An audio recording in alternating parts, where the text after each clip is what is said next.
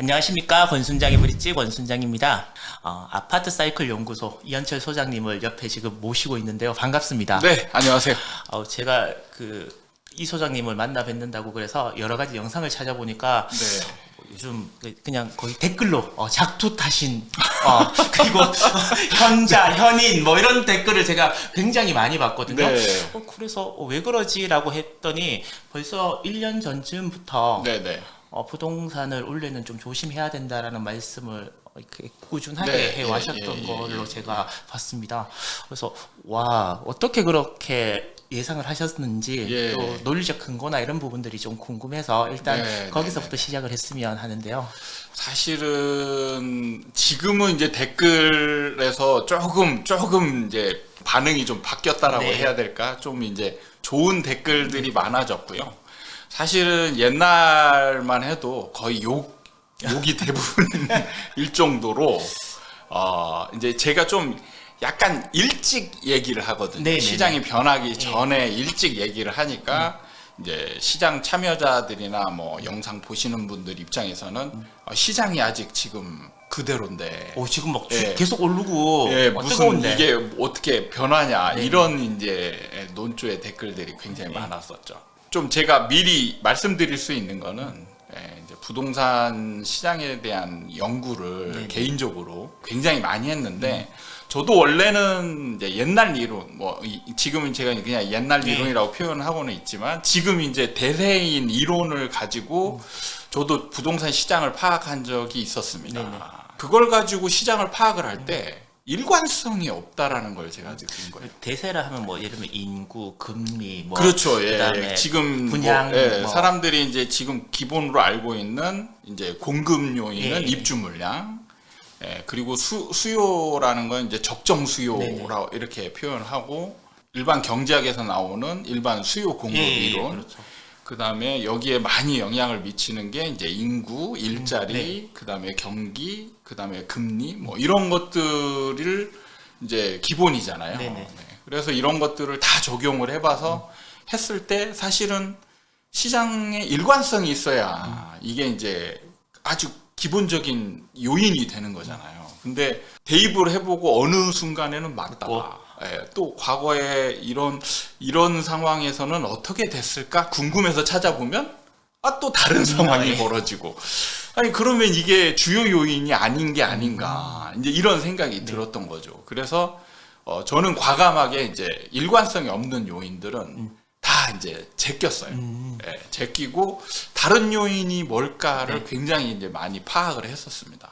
그러면서 이제 2017년도쯤에 이제 어느 정도 좀 구체화된 게 이 모든 그 전에 있던 요인들, 우리가 시장을 파악할 때 요인들을 이겨내는 우리나라 부동산만의 요인들이 있다라는 걸 발견을 한 거예요. 그때가 그 첫 저서를 그러면 이제 출간하실 때쯤 되신 건가요? 그렇죠. 그거를 이제 어느 정도 파악해서 이제 어느 정도 구체화되고 했을 때 이제 이 사이클에 미치는 요인들, 우리나라에만 미치는 요인들이 아주 강력하게, 그러니까 그 요인들은 다른 변수가 와도 계속 얘가 더 강하게 이제 작용을 하는 거예요. 그러면 그 변수가 뭔지 여쭤봐도 되겠습니까? 그게 이제 제가 이제 책에서도 언급을 했고 4가지 요인인데 가장 중요한 거는 이제 대중심리라고 해서 사람들의 심리가 어느 시장이 일정한 방향으로 정해지면 그 방향으로 사람들 심리가 쫙 모이면서 아주 강력한 에너지로 작용을 하더라. 나도 벼락 거지가 된 것 같으니까 연끌이라도 해서 사자까지 그런 마음이 드는 게 보통은 저희들이 알기로는 심리적인 요인보다는 다른 아까 옛날에 이론이라고 말씀하셨던 그러니까 공급과 수요 이렇게 보는 게 일반적인데 그게 가장 크다라고 지금 말씀을 하시는 거죠. 그 4가지 요인 중에.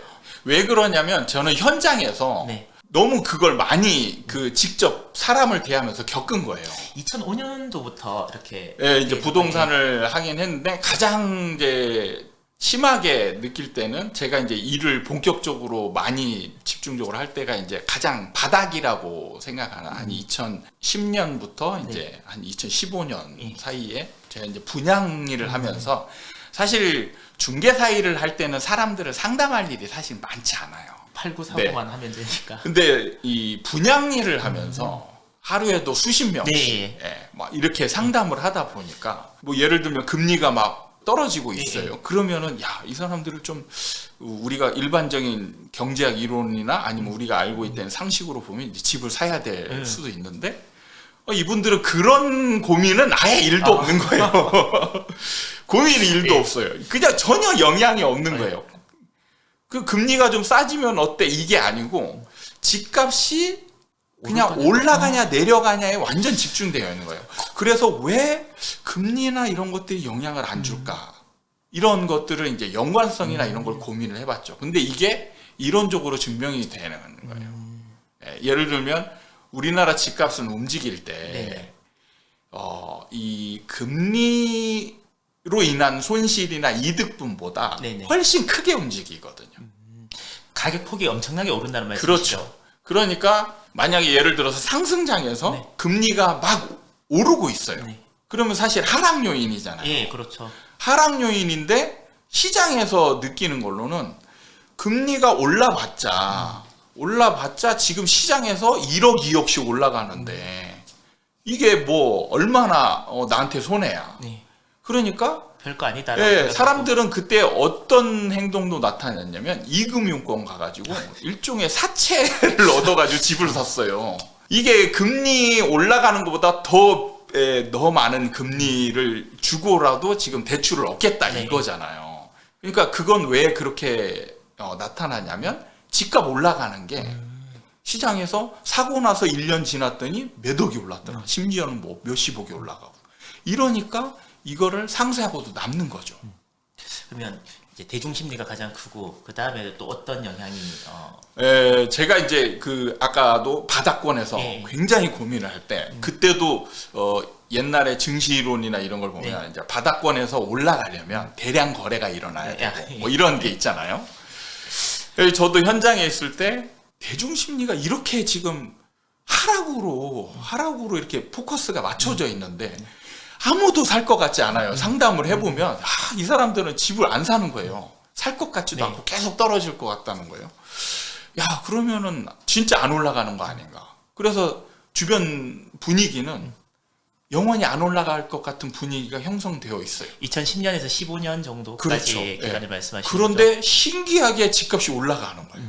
분명히 내가 보이는 거는 안 사는데 사람들이 집을 사는 게 안 보이는데 집값이 올라가는 거예요. 이게 무슨 일인가? 나중에 전세난이 있었거든요. 전세난이 있는 상황을 정말 집중적으로 보면서 연구를 해보니까 사람들이 집을 안 사는데도 집값이 올라가는 현상을 매일 지켜봤거든요. 그게 이제 눈에 보이는 거예요. 현상적으로 봤을 때 전세가 매매가를 밀어올리는 그런 상황들이 벌어지고 있구나. 우리나라의 독특한 전세라는 제도. 근데 이거를 그럼 현상은 그런데 이걸 이론적으로 그러면 어떻게 증명을 할 것인가 이런 부분을 이제 계속 연구하고 고민하면서 그거를 이제 첫 번째 책에 이제 이론적으로 그 현상을 증명하는 거. 그 책이 보면 이제 전세를 알면 우리나라 부동산 시장이 보인다라는 이제 그 책이잖아요. 이 전세 제도가 소장님은 유지될 수 있는 가장 큰 이유는 가격이라는 것들이 계속해서 오른다라는 그 확신들 이런 것들이 모든 이제 사회 전반에 팽배하고 그게 사실로 계속 증명됐기 때문에 유지될 수 있는 제도다라고 그렇게 이제 말씀하신 걸로 제가 이해를 하는데 가만히 생각해 보면 이게 중간중간에 침체기나 이런 부분들이 분명히 주식시장에 있었는데 그러면 그런 믿음이나 이런 것들도 깨질만 하지 않느냐. 그래서 앞으로도 이 전세라는 제도가 계속 진짜 우리나라에서 유지될 수 있을 것인가 라는 그런 뭐 의문? 또 전세라는 게 도대체 왜 생겼는가? 처음부터의 그 기원 뭐 이런 것들도 같이 알고 싶은데 설명을 좀 해주시겠습니까? 이제 진짜 지금에 있는 전세 제도 이런 게 자리 잡은 거는 70년대부터예요. 70년대부터 자리 잡은 거는 뭐냐면 이제 그 전쟁을 겪고 나서 이제 60년대 말부터 이제 고도의 산업화가 진행이 됐잖아요, 우리나라가. 그래서 시골에 있던 사람들이 이제 도시로 자꾸 이제 몰려드는 거예요. 그럼 진짜 집이 부족한 거죠. 근데 그때 당시에 우연히 금리가 굉장히 비쌌습니다. 대출 제도가 자리를 완전히 잡고 있지 않은 상태였어요. 금융업이나 이런 것들이 발달하지 못했던 그렇죠. 그런 시대. 그러다 보니까 자 여기서 이제 사람들이 몰려오니까 집값이 이제 올라가는 거를 이제 그 먼저 좀 그 집을 가지고 있던 사람들이 느낀 거예요. 근데 시골에서 올라오는 사람들은 사실 집값 올라가는 거나 이런 거는 아무 중요한 게 아닌 거죠. 일단 거주가 중요한 거고 이게 이제 서로 니즈가 맞은 거예요. 집을 가지고 있던 사람들은 집을 가지고 있어 보니까 집값이 올라가다. 예. 그러니까 내가 내 집만 갖고 있는 게 아니고 두 채, 세 채 사가지고 나는 돈을 벌고 싶은데 문제는 돈이 없단 말이죠. 그래서 돈을 주고 사야 되려면 대출을 얻어야 되는데 대출이 안 되는 거예요. 그래서 이제 공금이 막 공금을 하고 있는데 시골에서 올라오는 사람들한테 집을 빌려주는 거죠. 그래서 전세라는 제도로 이렇게 목돈을 받아가지고 투자자들은 지금의 갭 투자처럼 그때 이제 갭 투자를 할 수 있는 이제 형태가 생겨. 저는 사실 이렇게 알고 있었거든요. 네. 목돈을 받아서 네. 그걸 은행 이자가 높을 때 예금을 네. 해놓으면 그 돈으로 생계를 할 수 있기 때문에 네. 우리나라는 전세 제도가 있어. 근데 그 얘기를 제가 이렇게 들었을 때는 그 네. 당시에는 고개를 끄덕였는데 네. 저금리 시대에도 이게 유지가 되니까 네네. 이건 아까 소장님이 옛날 이론이 안 맞다. 내가 알고 옛날에 내가 얼핏 들었던 거랑 네. 좀 많이 다른 것 같다라는 생각을 그러니까 많이 했어요. 그게 참 현실 우리나라 시장 자체를 모르고 약간은 이론적으로만 만들어낸 그게 아닌가 싶어요. 실제로 시장에서는요. 네. 집을 사가지고 내 돈 다 주고 산 다음에 세입자 전세 세입자를 맞춰서 그 전세금을 받아서 이걸 어디에다 운용할까 이런 방식으로 집을 사는 사람은 진짜 한 명도 없어요. 한 명도 없습니다. 대부분은 집을 살 때 세입자를 구해가지고 동시진행이라고 해요. 동시진행. 그래 내 돈은 투자할 때 이 세입자가 내는 전세금에다가 나머지 금만 준비를 해가지고 그걸로 그냥 집을 사는 거예요. 그래서 그 전세금은 운용이라는 자체가 없습니다. 왜냐하면 그대로 뭐 은행 대출을 갚든지 이렇게 해서 그렇게 집주인은 한테 집 사는 매매 금액으로 줘야 되니까. 실제로 나는 내 돈을 거기에서 몇 천만 원만 있으면 집을 사는 게 되는 거죠. 그러면 이 전세 제도가 계속 유지가 되려면 집값이 오른다라는 확신을 가지고 있어야 되는데 그거보다는 이제는 더 중요한 게 있어요. 뭐냐면 이게 이제 그런 지금의 말씀하신 논리는 뭐냐면 새 제도가 없던 제도가 새로 생길 때는 그게 맞아요. 맞습니다. 그러니까 한 70년대에 이제 그런 게 자리 잡을 때는 이제 필요에 의해서 그런 게 자리 잡았는데 지금 말씀하신 것처럼 저금리나 뭐 이런 걸로 됐을 때는 그리고 집값이 계속 떨어질 때 전세가 유지될 수 있느냐 이런 게 문제인데 그거는 뭐냐면 다르게 생각해야 돼요. 이 전세 제도는 이미 우리나라에 지금 이미 자리 잡고 있는 상태라는 거죠. 자리 잡고 있는 상태에서 이제 이게 없어질 거냐의 논쟁으로 가려면 이게 둘 다 필요 없는 상황이 돼야 돼요. 임차인과 임대인이 둘 다. 생길 때는 어느 한쪽만 필요가 있으면 생길 수는 있지만 자 지금 없어지려면 둘 다 필요 없는 상황이 생겨야 돼요. 왜냐하면 지금 유지가 되고 있잖아요. 네네. 근데 어느 한쪽이 지금 좀 나는 필요가 없어. 근데 어느 한쪽은 필요가 있어. 그러면 이 상황을 이용하는 상황들이 생길 수 있잖아요. 그래서 보면 예를 들면 집값이 하락할 때 집값이 하락할 때 임대인들이 그러면 전세가 다 소용이 없게 되느냐 이 부분인 거예요. 근데 그럴 수가 없어요. 이미 왜냐하면 전세로 투자를 다 해놨잖아요. 그럼 이거를 월세로 전환하려면 보증금을 다 내줘야 되거든요. 그렇죠. 그 돈이 없죠. 그러려면은 대출을 받아야 되는데 이 대출 받는 게 모든 사람이 다 대출이 되는 건 아니잖아요.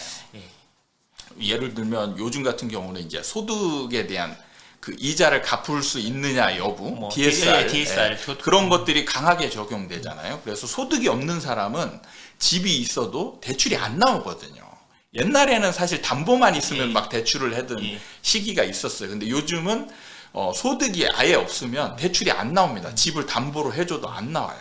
그럼 이 사람은 내가 월세로 바꾸고 싶어도 못 바꾸는 거예요. 그래서 그냥 어쩔 수 없이 유지가 되는 상황도 생겨요.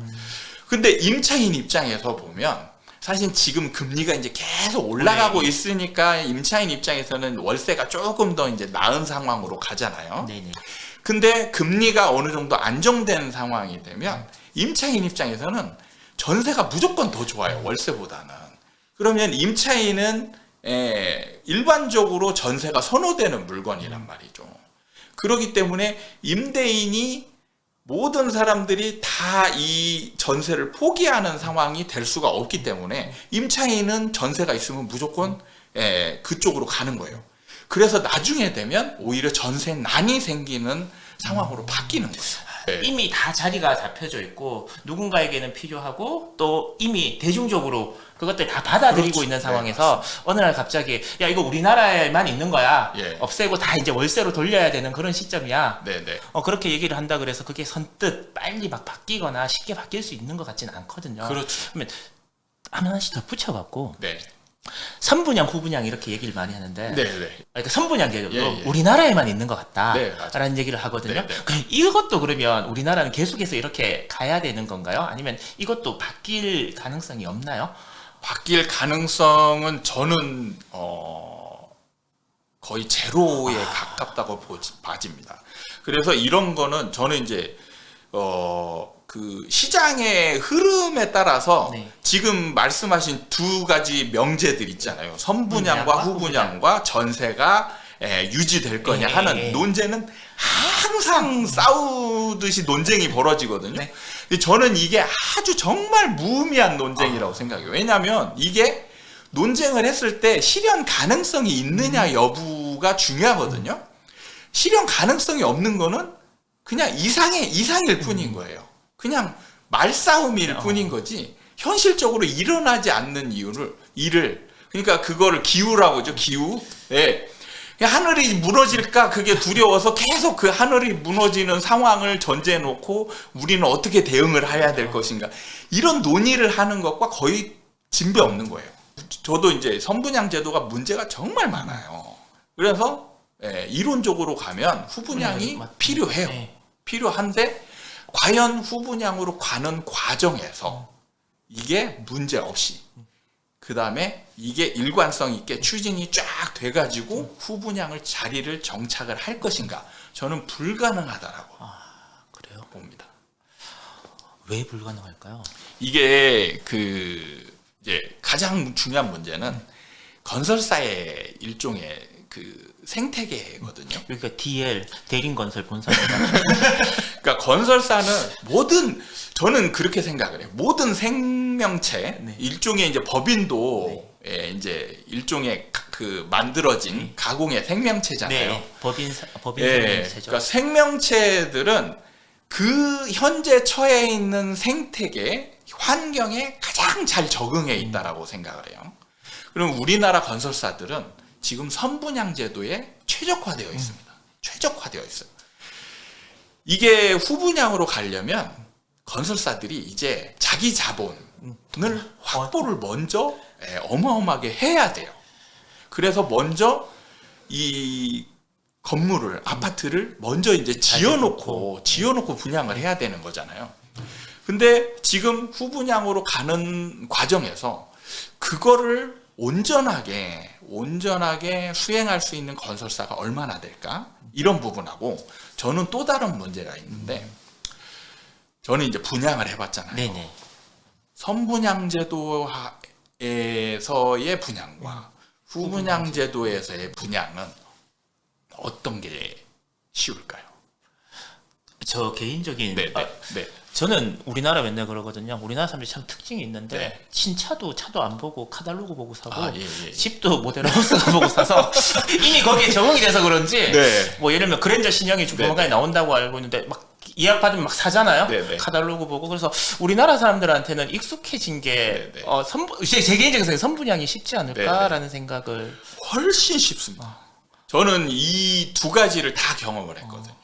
후분양에서도 파는 거를 경험을 했는데 진짜 집을 다 지어놓고 팔잖아요. 네. 정말 어려워요. 그러니까 그림으로 판다라고 표현하거든요. 네. 저희는 그림밖에 없잖아요. 실물이 없는 상태에서 모델하우스라고 해서 실물에 가까운 모형도를 만들어 놓고 그 다음에 이 동네가 발전하는 거는 표현할 수가 없잖아요. 그림으로밖에 표현이 안 됩니다.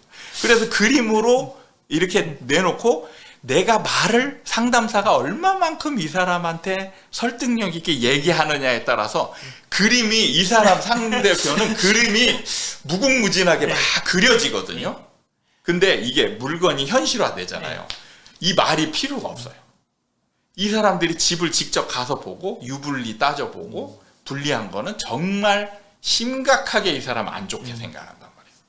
그러다 보니까 집을 볼 때 깐깐하게 되게 보고 햇볕 들어오는지 안 들어오는지 모델하우스일 때는 햇볕 들어오는 거 말로 다 커버가 다 돼요.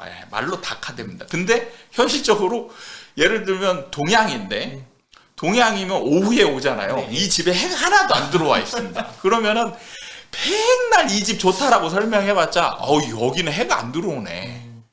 그러면 이런 거는 사람들한테 먹히지가 않아요. 이런 식으로 파는 게 굉장히 어려워요. 그럼 문제가 뭐냐? 건설사는 다 지어놓고 파는데 너무 힘들고요. 어려워지는 거예요. 그럼 자금 압박이 어마어마하게 심해질 수 있는 거예요. 그러면은 중간에 부도나고 이렇게 되잖아요. 그럼 문제는 뭐냐? 이제 실질적으로 새 아파트의 공급이 굉장히 파격적으로 줄어들 수가 있는 거예요. 질 능력이 안 되니까 못 짓는 경우도 많이 생기고. 그러면은 이때 상승장하고 맞닥뜨리게 되면 난리 나는 거예요. 난리가 납니다. 이게 참 현실 세계랑 이상 세계랑 좀 괴리가 확실히 있는 것 같아요. 그거를 제가 이제 고민을 저도 많이 해봤습니다. 그럼 이게 왜 사람들이 그걸 잘 생각을 못할까 봤더니 제가 공통점을 발견합니다. 사람들의 공통점을. 어떤 거 있어요? 뭐냐면 시간을 고정시켜놔요. 그러니까 뭐냐면 후분양으로 간다. 그러면 후분양 체제로 가는 과정에서의 문제점들을 시간의 흐름에 따라서 이제 도출을 해내야 되거든요. 근데 그거를 현재 기준으로만 생각을 하는 거예요. 현재 기준으로만. 그래서 예를 들어서 만약에 하락 시기다. 하락 시기에 이럴 때 선분양 제도나 이런 걸 가져가면 아니 후분양으로 가져가면 야 공급도 필요 없는데 공급이 지금 공급해봤자 사지도 않는데 이럴 때 가면 어떠냐 이런 식으로 이제 논리 전개를 할 수 있는 거예요.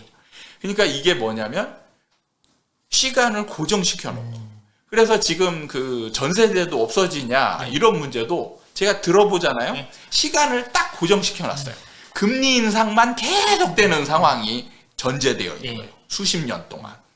근데 변하잖아요. 지금은 금리 인상의 시대지만 향후 몇 년 가면 금리도 어느 정도 안정되고 오히려 또 떨어지는 상황도 벌어질 수 있는 거죠. 경기 안 좋고 이러면 내려야 되니까. 그러면 다시 전세가 부각되는 상황이 또 오는 거예요.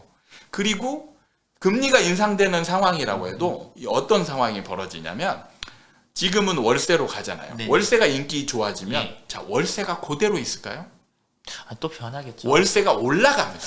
그렇죠. 월세가 올라가요. 그럼 월세가 올라가면 금리 인상이 되는 상황이라도 전세가 오히려 싸지는 그런 상황이 온단 말이에요. 그럼 다시 사람들은 전세로 또 임차인들이 찾게 돼 있어요. 저는 오늘 소장님하고 이렇게 만나면서 얘기를 하면서 뭐 부동산에 대해서 이야기를 하지만 저도 생각이 이렇게 고정되어 있었다는 부분들이 어떤 이론을 그래 저 사람 말이 맞아. 맞는 것 같아. 저렇게 되면 참 좋을 것 같아. 라고 생각을 하고 이 현실의 부분을 많이 생각을 안 했던 것 같은데 아마 이걸 시청하시는 분들도 지금 약간 현타? 띵하게 하나 이제 맞은 것 같다라는 이제 그런 생각을 하실 수도 있을 것 같은데.